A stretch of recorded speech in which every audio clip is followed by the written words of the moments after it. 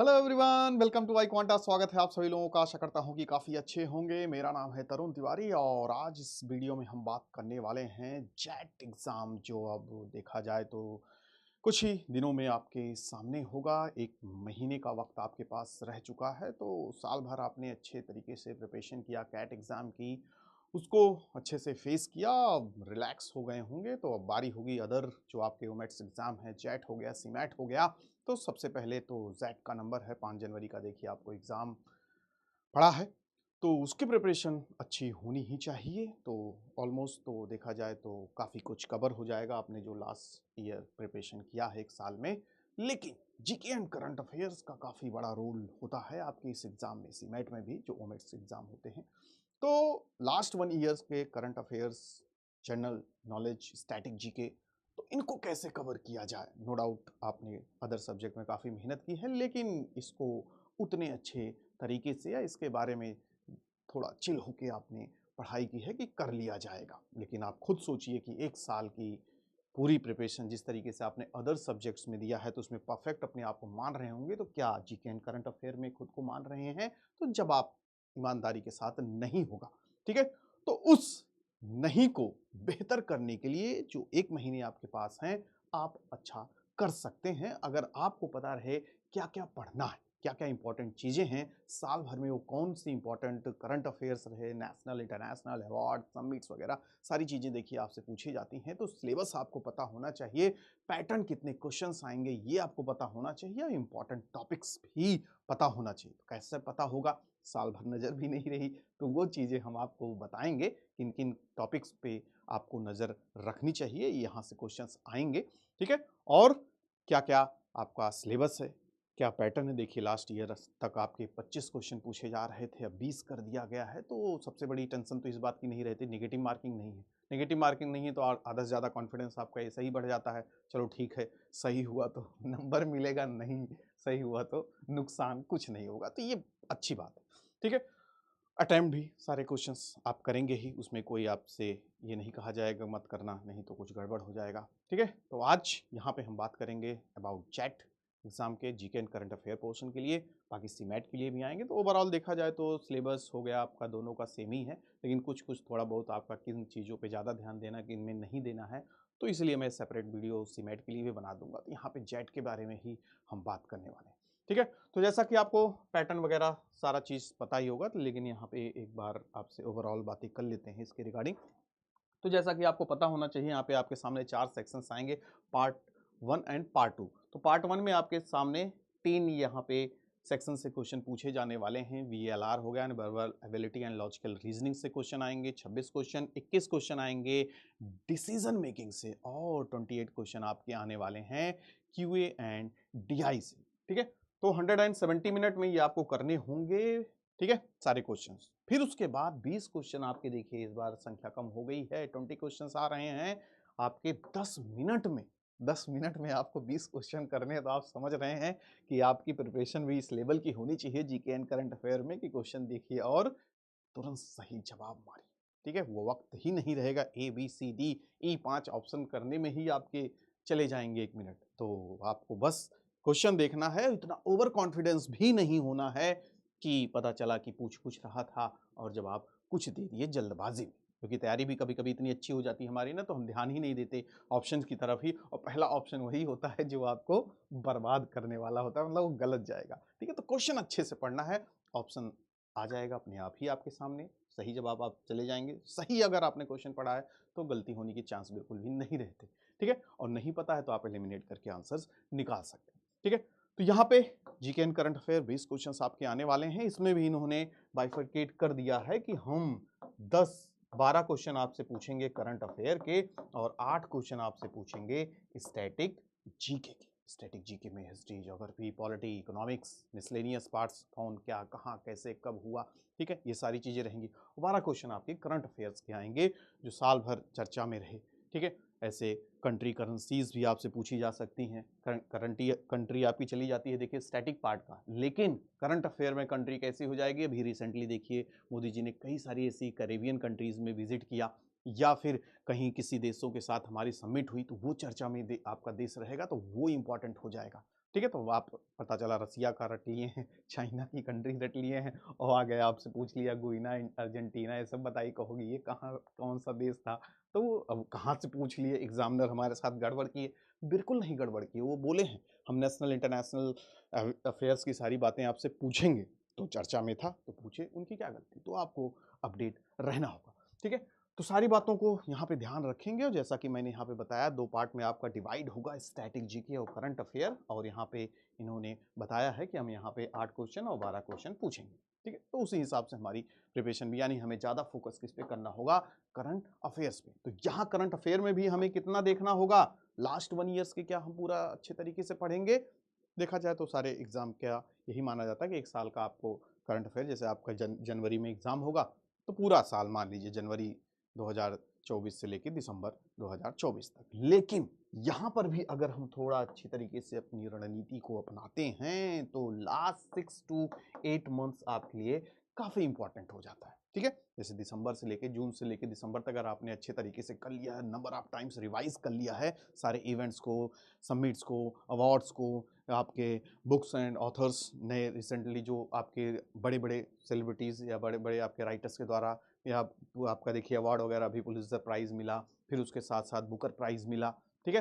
फिर उसके साथ-साथ ओलंपिक के बारे में क्वेश्चन आ सकता है, ब्रिक्स के बारे में क्वेश्चन आ सकता है, कहाँ पे अभी रिसेंटली देखिए आपका अक्टूबर-नवंबर में कई सारी बड़ी समिट्स हुई हैं G20 और उसके साथ-साथ आपका ब्रिक्स समिट हुआ, तो बड़े इंपॉर्टेंट टॉपिक्स हैं। बस सिंपल से आपसे पूछेगा कहाँ हुआ, कब हुआ, कैसे हुआ, ठीक है? तो ये सब तो आपको अवेयर रहना ही। बाकी स्टैटिक जीके में हम देख लेंगे, तो हड़प्पा पीरियड से लेके आपका मौर्यन पीरियड होते हुए बढ़ेंगे, धीरे-धीरे में आपका मेडाइवल पहुँच जाएँगे, अकबर बाबर को ख़त्म करते हुए सीधा ब्रिटिश सरकार का आगमन हो जाएगा और ब्रिटिश सरकार के आगमन के बाद फिर उनको भगाने की हमारी तैयारी हो जाएगी, यानी फ्रीडम स्ट्रगल शुरू हो जाएगा, फिर देश आज़ाद हो जाएगा। तो ये भी आराम से आप कवर कर लेंगे।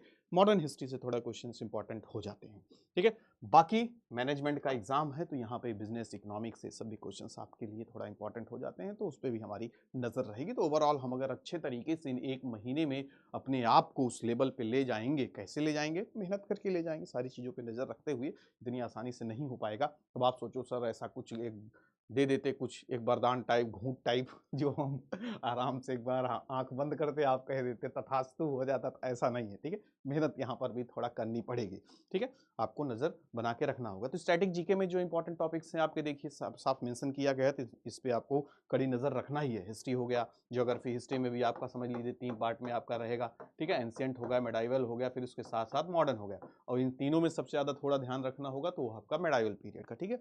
आपका फ्रीडम स्ट्रगल पीरियड, ठीक है? फिर गांधी जी का एरा काफ़ी इंपॉर्टेंट, हमेशा से ही इंपॉर्टेंट रहे हैं, हर एक एग्जाम में यूपीएससी से लेके आपके एग्जाम तक, ठीक? गांधी जी हमेशा इंपॉर्टेंट रहे हैं, ठीक है? तो वो कब आए, कौन-कौन से आपका एनसीएम हो गया, जो मूवमेंट्स हो गया, नॉन कोऑपरेशन मूवमेंट्स हो गया, डीसी सीडीएम हो गया, सिविल डिसोबीडियंस मूवमेंट, देखिए अभी कई सारे एग्जाम क्लैट वगैरह में वहाँ से क्वेश्चन सीधा उड़ गया, ठीक है? तो किसी भी टॉपिक को हमें नज़रअंदाज नहीं करना, ठीक है? जियोग्राफी में आपसे इंडियन जियोग्राफी और उसके साथ-साथ world geography, solar system, universe, ठीक है? फिर आपके इंडियन जियोग्राफी में फिजियोग्राफिक रीजन हो गया आपका, फिर उसके साथ-साथ ड्रेनेज सिस्टम, क्लाइमेट, आपका टेम्परेचर वगैरह सब ध्यान रखना होगा। पॉलिटी में आपके देखिए कॉन्स्टिट्यूशनल टर्म्स वगैरह पूछेंगे, ठीक है? मेकिंग ऑफ द कॉन्स्टिट्यूशन, जो formation of the constituent assembly वगैरह, संविधान कब बना, कितने आर्टिकल, कितने शेड्यूल, कितने आपका देखा जाए तो पार्ट्स वगैरह में है, ठीक है? सब आपको पता होना चाहिए और होगा, बेसिक चीज़ें आसानी से आप पढ़ते आ रहे हो चीज़ें, बस थोड़ा एक रिवाइज हो जाएगा ना, चीज़ें ठीक हो जाएंगी। इकोनॉमिक्स में भी हमें देखा जाए तो दोनों आपका स्टैटिक इकोनॉमिक्स में भी आपका एक हो जाता है माइक्रो इकोनॉमिक्स, मैक्रो इकोनॉमिक्स, ठीक है? डिमांड सप्लाई क्या होता है उसमें थोड़ा आपने बेसिक्स पढ़ लिया, फिर उसके साथ-साथ आप करंट सिनेरियो में क्या चल रहा है, मॉनेटरी पॉलिसी वगैरह, ठीक है? फिर उसके साथ-साथ कोई आपका इकोनॉमी से रिलेटेड है, उसमें नोबेल पुरस्कार वगैरह पूछ लेते हैं, नोबेल प्राइज़ वगैरह कौन पाया इकोनॉमिक्स वगैरह में, इस पे हमें कड़ी नज़र रखनी होगी। साइंस एंड टेक हो गया, स्पोर्ट्स हो गया, ठीक है? ओलंपिक वगैरह इस बार काफ़ी इंपॉर्टेंट रहेगा, उससे क्वेश्चन कितना मेडल जीता इंडिया ने अब तक, कितना बढ़िया जीता, कितने हॉकी में कब मेडल जीता था, तो ये सब बड़ा इंपॉर्टेंट रहेगा, ठीक है? इंपॉर्टेंट ऑर्गेनाइजेशन तो भाई आपका फेवरेट टॉपिक है ही, यहाँ पे आता ही अक्सर क्वेश्चन, ठीक है? इंटरनेशनल ऑर्गेनाइजेशन, उनके हेडक्वार्टर्स वगैरह, ठीक है? फिर आपका देखिए इंटरनेशनल कोर्ट ऑफ जस्टिस चर्चा में है, तो उसका हेडक्वार्टर कहाँ है, ठीक है? तो ये आप ध्यान में रखेंगे। बुक्स एंड ऑथर देखिए आपके नंबर ऑफ ऑथर्स के द्वारा लिखी गई जो बुक्स हैं इस बार चर्चा में रही हैं, ठीक है? जैसे आपका बुकर प्राइज़ हो गया, किस लिए दिया जाता है, किस क्षेत्र में दिया जाता है, अलग-अलग अवार्ड्स किस-किस कैटेगरीज़ में दिए जाते हैं, रैमन मैग्सेसे अवार्ड वगैरह मिला है, सब पे ध्यान रखना होगा, ठीक है, तो ये आपका अवार्ड्स एंड विनर्स, मूवीज़ वगैरह, ऑस्कर वगैरह जिसको जिसको मिला है सब हम लोग ध्यान में रख लेंगे। तो इसका नहीं होगा तो एक साथ कई सारी वीडियोज़ को सोच रहा हूँ स्टैटिक जीके के वीडियोज़ को मर्ज करके सीधा अपलोड कर दें, उसको आप एकदम कथा की तरह देख लो। ठीक है, तो आपका एक जगह एक ही प्लेटफॉर्म पे सारी चीज़ें हो जाएंगी तो ज़्यादा दिक्कत नहीं होगा। बाकी करंट अफेयर का देखिए आपका सेशंस होगा, मैराथन वगैरह लगा दूंगा आखिरी में, बढ़िया से एक अखंड पाठ कर लिया जाएगा तो वहाँ पे सारी दिक्कत आपकी खत्म हो जाएगी। टेंशन बिल्कुल नहीं लेना है, लेकिन हाँ इस चीज़ को थोड़ा आपको ध्यान में रखते हुए करना होगा कि सारी चीज़ों को पढ़ के ही जाना होगा। ठीक है, और इस बात का थोड़ा टेंशन भी लेना ज़रूरी है कि पढ़ेंगे नहीं तो करेंगे कैसे। ठीक, बाकी करंट अफेयर्स में देखिए साफ साफ आपसे बस इतना ही लिख के बगल हो गया सिलेबस बनाने वाला। रिसेंट नेशनल इंटरनेशनल इवेंट्स, इतने सारे इवेंट्स हुए हैं, कितने सारे इंटरनेशनल समिट्स हुई हैं। मोदी जी देखो दुनिया भर के देशों देशों में ढूंढ ढूंढ के जा रहे हैं, 70-80 साल में जो नहीं गए। ठीक है, 68 साल 60 साल बाद गए हैं कैरिबियन नेशंस में, कोई देश प्रधानमंत्री गया है तो बेचारे पहुंचे हुए हर जगह लेकिन दिक्कत हमें है, वहाँ की राजधानी याद करो, करेंसी याद करो, ठीक है, कैपिटल याद करो। गुइना गए हैं तो भैया जॉर्ज टाउन याद करके रखना, राजधानी है उसकी। ठीक है, नहीं तो पता चला कि आप आ गया कहोगे रे सर हम तो याद किए थे रसिया की कंट्री, रसिया कंट्री उसकी कैपिटल उसका करेंसी एकदम बढ़िया रख लिए थे, लेकिन उससे को नहीं आया। कैसे आएगा? ठीक है, जब वो चर्चा में उतना था ही नहीं। नो डाउट चर्चा में हमेशा पुतिन भैया बने रहते हैं, आपके जिंगपिंग भैया बने रहते हैं, लेकिन आपसे वही पूछेगा ना क्या इस पे नजर थी कि नहीं आपकी। ठीक है, और भी तो देश है। ठीक है, तो ये आपसे उम्मीद रहती है। तो recent death of famous personalities, अभी देखिए रतन टाटा जी का निधन हुआ तो क्वेश्चन बनने के पूरे चांसेस हैं। ठीक है, और बाकी मैनेजमेंट देखिए आपके इन्हीं क्षेत्रों से थे तो और ज़्यादा इंपॉर्टेंट हो जाता है। ठीक है, तो रिसेंट इवेंट्स पे हमें चर्चा अपने यहाँ पे देखिए जो ऐसे इंटरनेशनल इवेंट्स जहाँ पे इंडिया जुड़ा हुआ हो, एशियान समिट हो गया, फिर सार्क समिट हो गया, फिर ब्रिक्स समिट हो गया, COP29 अभी हुआ आपका। ठीक है, फिर उसके साथ साथ ब्रिक्स की समिट हुई, G20 हुआ लास्ट ईयर हमारे यहाँ हुआ था, उसका भी ध्यान में रखना है। जो प्रेजेंट समिट चल रही इस साल 2024 का था, ये 2023 का भी ध्यान में रखना है। ठीक है, जो हो चुका है, और 24 में कहाँ होने वाला है वो भी ध्यान में रखना है। तो ये 3 साल में कभी भी आपसे 1 साल पीछे भी जा सकते हैं। ठीक है, क्योंकि परीक्षा है, पर की इच्छा, हमारी इच्छा तो है नहीं भाई, हमारा तो इच्छा है कि हम सब कुछ पढ़ ले, तुम्हें पूछना है जो जहाँ से पूछो। ठीक है, फिर उसके बाद रिसेंट साइंटिफिक ब्रेक थ्रूज हो गया, रिसेंट अवार्ड्स एंड विनर्स हो गया, रिसेंट समिट्स एंड कॉन्फ्रेंसेज जिसके भी बात कर रहे हैं, जहाँ जहाँ पे कौन कौन सी कॉन्फ्रेंस हुई, कौन कौन सी समिट्स हुई, उस पर पूरे हमें नजर रखना है। कौन सी समिट किस नंबर की थी, पता चला आपने कल यहाँ से ब्रिक्स पढ़ लिए, G20 पढ़ लिए, सारी चीज पढ़ लिए, फिर वही पूछ लिया इस बार G20 जो हुआ था किस नंबर का था, इस बार जो ब्रिक्स समिट हुई थी किस नंबर का। अरे सर तो मेन चीज तो ध्यान ही नहीं दिए, किस 18वां 19वां 20वां 21वां ऐसा लगा देंगे लाइन से, तो उसमें भी आप एलिमिनेट नहीं कर पाओगे, किसको करें। ठीक है, जब यही नहीं पता इस बार कौन सा था तो पहला कैसे पता होगा, नहीं तो वहीं से ही जोड़ जाड़ लेते तो कुछ ना कुछ तो आपको पता होना चाहिए। अगर मान लीजिए नया वाला नहीं पता कौन सा नंबर का है, तो एटलीस्ट इतना पता हो कि पहला कब हुआ था। ठीक है, तो स्टैटिक में आपको जानना पड़ेगा, तो फिर आपको करंट ही हो जाए, बड़ी बात है। तो सब होना पड़ेगा, तभी तो देखो 10 मिनट में आपको 20 क्वेश्चन करना है, तो उसमें तो अब ये भी नहीं कर सकते कि इसका क्या होगा उसका क्या होगा।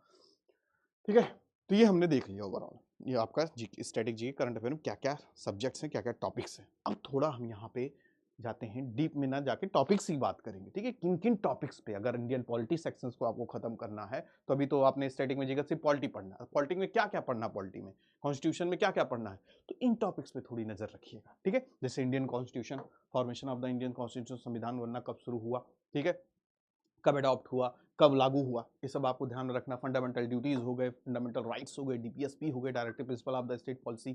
ठीक है, प्रियम्बल, ठीक है, प्रियम्बल को क्या कहा जाता है, इंटरनेशनल ऑर्गेनाइजेशंस हो गए। ठीक है, इमरजेंसी प्रोविजंस किस आर्टिकल्स में है, कितने आपका देखा जाए तो कितने टाइप्स आपके इमरजेंसी होता है, writs in Indian constitution in which article. ठीक है, पार्लियामेंट के आपका देखा जाए तो प्रोसीजर वगैरह ये सब भी आपको पढ़ लेना है, ध्यान में रखना, बेसिक्स। ठीक है, एकदम डीप नहीं जाना, IPSC नहीं करना है, और ना तो हमें लॉ का कोई एग्जाम देना है कि हम अच्छे तरीके से संविधान पढ़ के जाएं।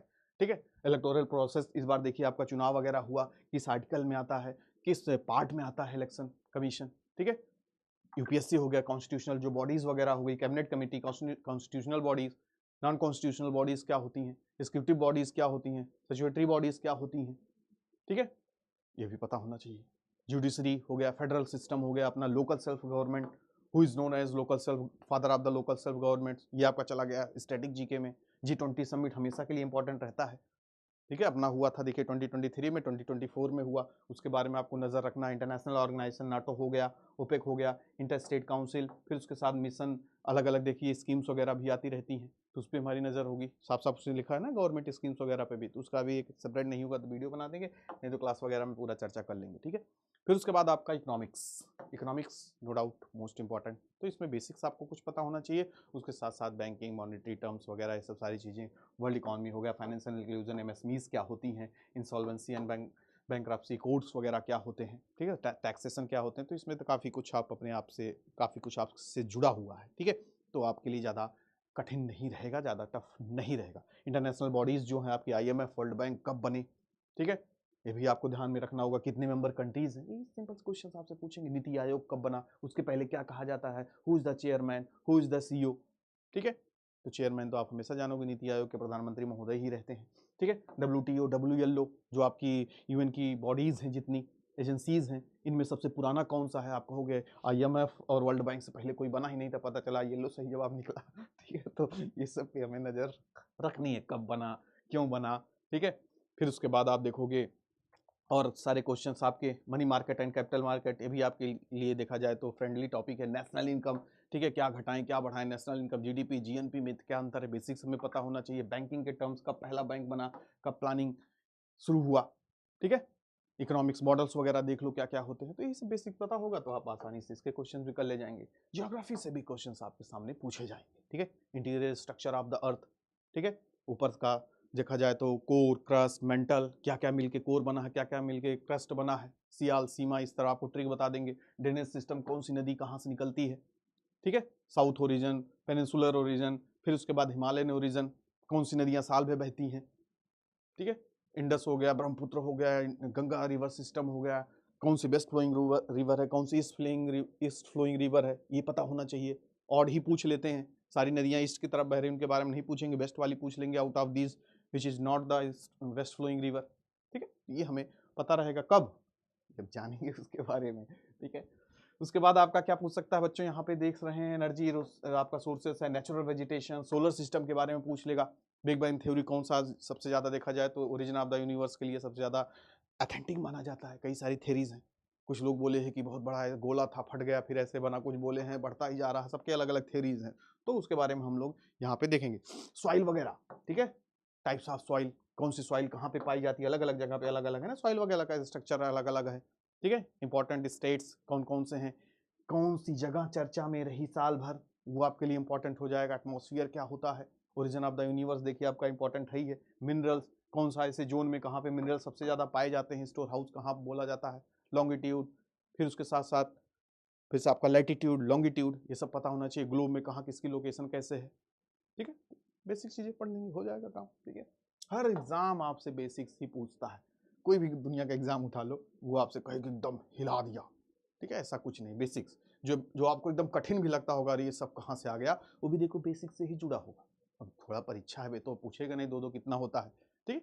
तो आपको इतना नज़र रखनी चाहिए। हम लोग क्या होता है बड़ी बड़ी चीज़ें पढ़ लेते हैं, छोटी छोटी इग्नोर कर लेंगे, कहेंगे अच्छा इसको बाद में देख लेंगे, उसी में से आ जाएगा, फिर वो फंस जाएगा, ठीक है। तो ऐसा नहीं होना चाहिए। हिस्ट्री तो भाई साहब हमेशा से इंपॉर्टेंट रहा ही है, जिसमें आर्ट एंड कल्चर देखिए अलग से आपका देख लेगा, एंशिएंट आर्किटेक्चर हो गया, क्लासिकल डांसेस हो गए, ठीक है, कौन कौन से क्लासिकल डांसेस हैं, फोक डांसेस कौन कौन से हैं भी ध्यान में रखना होगा। Important paintings, ancient most painting Bhimbetka वगैरह, कुछ पेंटिंग्स रिसेंटली चर्चा में रहती हैं, किसी पेंटिंग की नीलामी हो रही है, कहीं स्पेसिफिक जगह की है, तो वो सब इंपॉर्टेंट आपके न्यूज़ में है, तो उनके पूछे जाने की चांसेस बढ़ जाते हैं। Coinage system, authentic source of information हुआ करता था। लिटरेचर कब से था कब नहीं था, किस समय हुआ लिटरेचर का आगमन वगैरह, ऐसा पूरा पता होना चाहिए, ठीक है। इंपॉर्टेंट ट्रेवलर्स वगैरह कब आए आपके मेगस्थनीज, फिर उसके बाद फाहियान, ठीक है।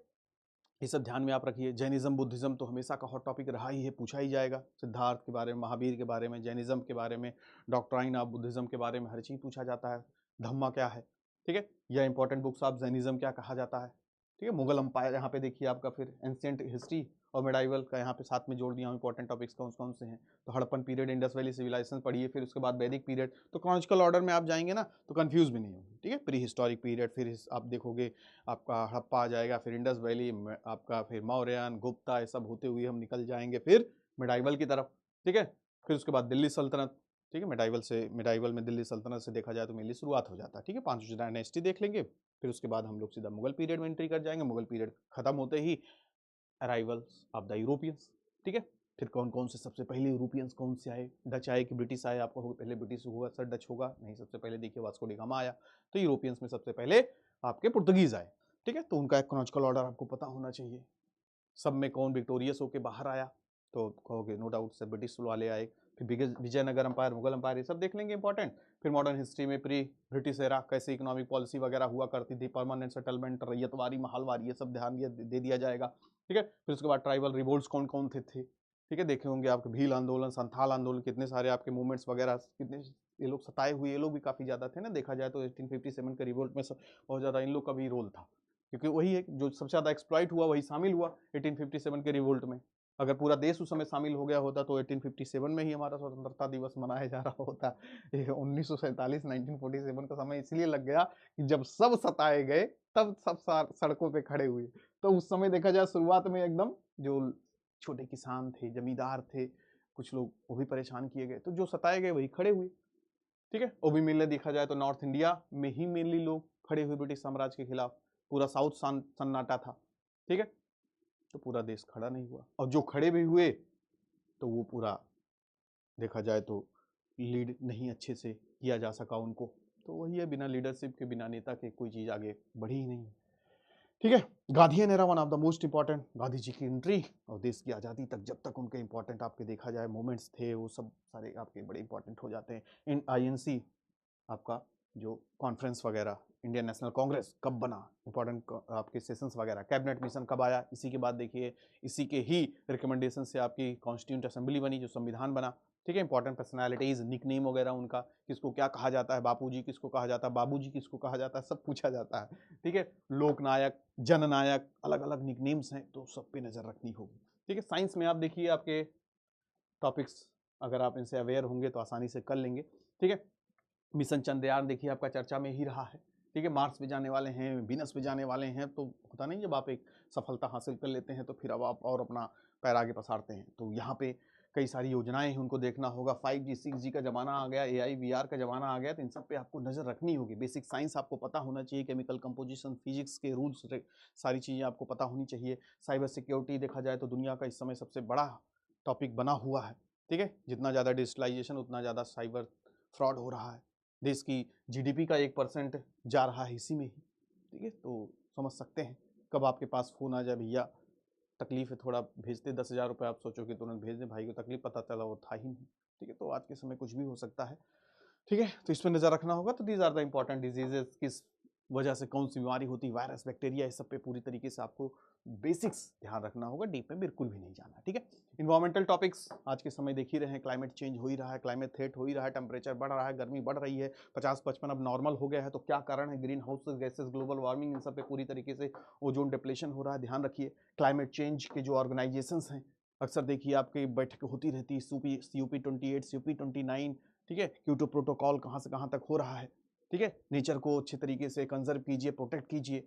रैंकिंग आती है तो worst of the worst ranking हमारी हो जाती है, 180 देशों में 176 रैंक आई है। सोचिए हम कितना ज़्यादा सीरियस है इन्वायरमेंटल प्रोटेक्शन के लिए, नेचर के कंजर्वेशन के लिए, ठीक है। तो ये सब भी आपको ध्यान में रखना होगा, ये सब आपके इंपॉर्टेंट क्वेश्चंस रहने वाले हैं। तो आप ये मत सोच लेना 180 देशों में भारत की रैंकिंग 2 डिजिट में होगी, Bharat worst of the worst ranking में है नेचर के कंजर्वेशन में, ठीक है। यही सब है। प्रोजेक्ट टाइगर देखिए, टाइगर खत्म ना हो जाए उनके लिए प्रोजेक्ट वगैरह चलाया गया है, तो संख्या भी बढ़ रही है। जैसे हमारा 10 साल में सेंसस होता है, तो उसी तरीके से इनकी भी गणना होती है 4 साल में, ठीक है। भी ध्यान में रखना कि कभी मान लो ही पूछ लिया प्रोजेक्ट टाइगर, आपने अच्छे से पढ़ लिया कहाँ कितने टाइगर है, ये पूछ लिया सेंसस कितने दिन में इनका गणना वगैरह होता है, तो 4 साल में, ठीक है। फिर उसके बाद इकोलॉजी, पॉल्यूशन के टाइप्स क्या होते हैं, इकोसिस्टम क्या होता है, बेसिक्स एनवायरमेंट से रिलेटेड बायोडाइवर्सिटी क्या होता है, ठीक है। तो ये सब आप ध्यान में रखिएगा। करंट अफेयर के भी टॉपिक्स देखिए आपसे चर्चा हो ही गई है, ग्लोबल इकोनॉमिक ट्रेंड क्या चल रहा है दुनिया भर में, रिसेशन, इन्फ्लेशन क्या होता है, ठीक है। फिर उसके बाद देखिए COP28, COP29 भी इंपॉर्टेंट हो जाएगा, अभी देखिए इसी मंथ हुआ आपका, ठीक है। तो दोनों पे नजर रखना है, दुबई में हुआ, इस बार बाकू में हुआ, ठीक है। रसिया यूक्रेन कॉन्फ्लिक्ट भी ध्यान में रख सकते हैं, इसमें बेसिक वगैरह इन सब में आपसे क्या पूछ सकता है पता, कि कहाँ पे लोकेशन या इनकी कंट्री वगैरह कैसे क्या, ये सब ज़्यादा इसमें डीप में आपसे नहीं जाएगा, ठीक है। G20 G7 समिट्स, BRICS 24 कहाँ हुआ, कब हुआ, किस देश में हुआ, ठीक है। तो ये सब आप ध्यान में रखिएगा। ठीक है, देश का ज़्यादा ध्यान में रखें, कहाँ पे हुआ, क्योंकि यही सब आपसे बेसिक से पूछेंगे, इतना ज़्यादा नहीं पूछेंगे। ठीक है, इंडियन इकोनॉमी बजट वगैरह आपसे देखिए कराया था, उसका भी देख लीजिएगा क्या-क्या चीज़ें आपके बजट में इंट्रोड्यूस हुई हैं, कौन-कौन सी नई योजनाएँ वगैरह आई हैं। ठीक है, मेक इन इंडिया प्रोग्राम का देखिए 10 साल पूरा हो गया है, इनका 10-10, 15-15 साल पूरा हुआ है ना, तो बड़े इंपॉर्टेंट हो जाते हैं। कब लॉन्च हुआ था, ये आपसे पूछ लेंगे।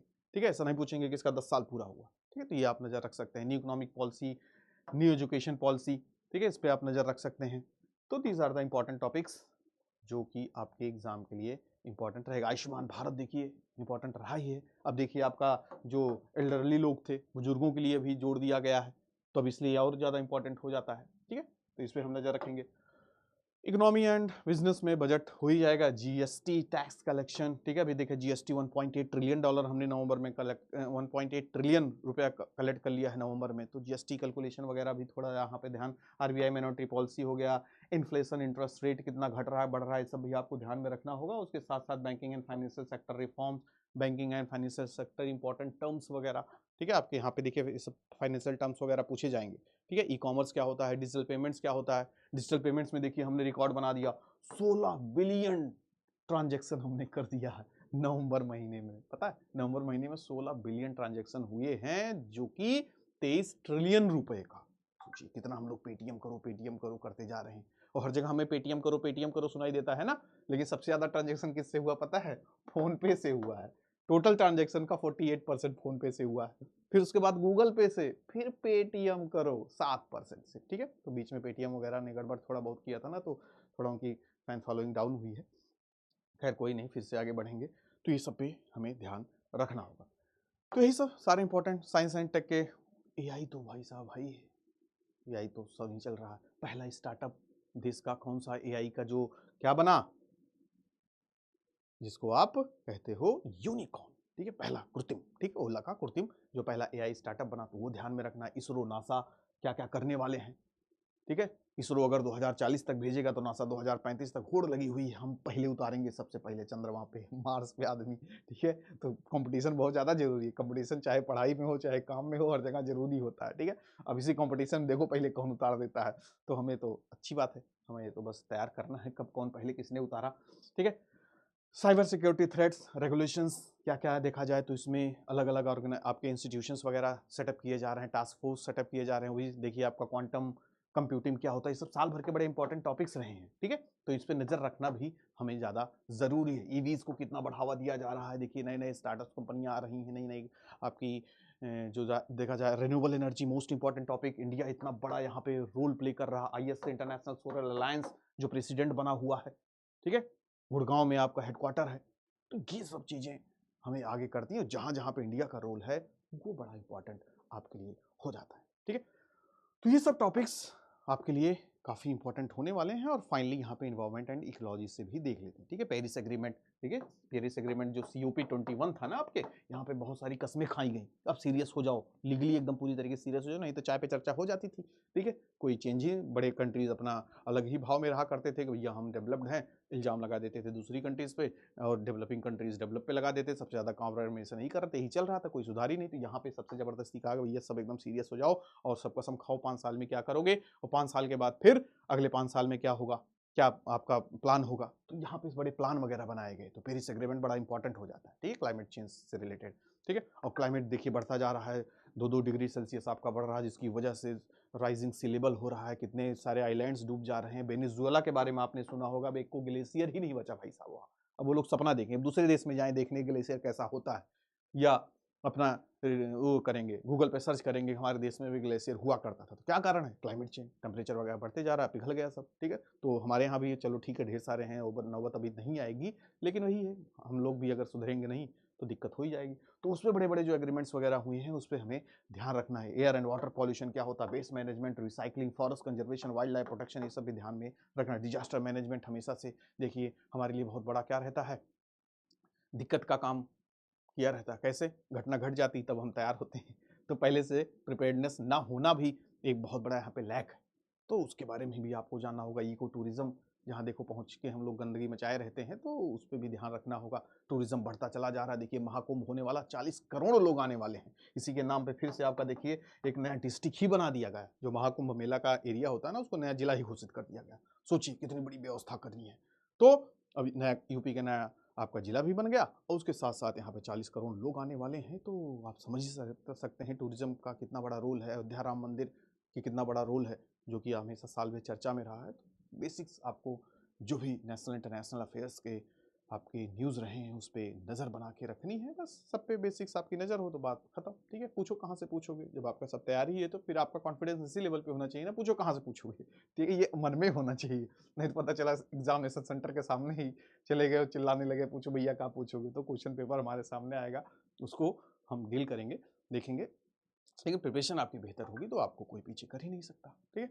बाकी नंबर ऑफ सेशंस होने वाले हैं इस प्लेटफॉर्म पे भी और उसके साथ-साथ कोर्स भी आप एनरोल ज़रूर कीजिए क्योंकि वहाँ पे आपको सारी चीज़ें मिलेंगी एक्सक्लूसिव, ठीक है? मंथली करंट अफेयर मैगज़ीन आपको 1 साल का पूरा दे दूँगा, monthly one liner current affair आपको पूरे साल भर का दे दूँगा, ठीक है? वो आपके लिए काफ़ी इंपॉर्टेंट रहेगा। 5000 6000 क्वेश्चंस हैं तो रोज़ अगर 100-50 क्वेश्चन देखोगे तो बहुत सारे क्वेश्चंस आप कर ले जाओगे, ठीक है?